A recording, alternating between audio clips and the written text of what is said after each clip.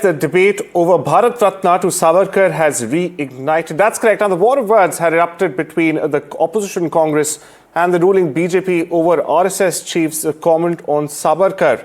Speaking at the centenary celebrations of the RSS in Mumbai, Mohan Bhagwat, now he said that if Veer Savarkar is in fact given the Bharat Ratna, then the prestige of Bharat Ratna will increase.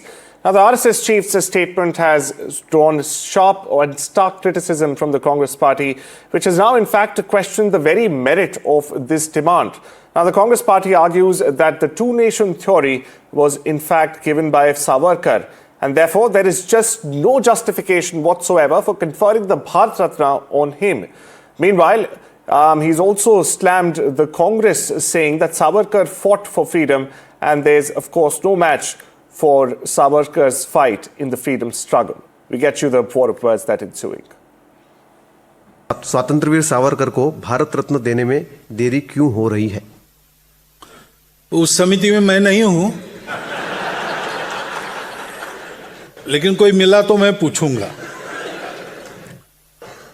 लेकिन स्वातंत्रवीर सावरकर को भारत रत्न मिला नहीं मिला, तो भारत रत्न मिला तो उस सम्मान का गौरव बढ़ेगा।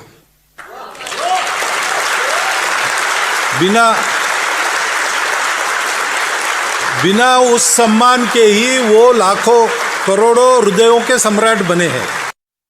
मैं मोहन जी से पूर्ण सहमत हूँ, क्योंकि परिवार की ये भूमिका है कि हम लोग कभी मांग नहीं की थी। परिवार का हमारा ये कहना है कि उन्हें जनता ने जो स्वतंत्रवीर पुरस्कार दिया है वो कई गुना श्रेष्ठ है, ऐसा मेरा व्यक्तिगत मानना है मेरा। और अगर सरकार को पुरस्कार देना है तो जैसा मोहन जी ने कहा कि वो पुरस्कार की गरिमा बढ़ेगी, ना कि सावरकर जी की गरिमा बढ़ने के लिए कोई पुरस्कार की आवश्यकता नहीं है। और आज सावरकर विचार मानने वाले आज बड़ी मात्रा में लोग हैं, तो उन्होंने जो सम्मान दिया है स्वतंत्रवीर, ये सबसे बड़ा पुरस्कार मैं मानता हूँ। कि अब ये जिस तरीके से संघ के लोग हैं, ये पूरी तरीके से देश को बर्बाद कर चुके, और नरेंद्र मोदी ट्रंप के आगे सरेंडर हैं, मोहन भागवत नरेंद्र मोदी के आगे समर्पण। Well, you heard the BJP and the kin of Savarkar there. Now let's go across and listen in to what the Congress party, in fact, is alleging.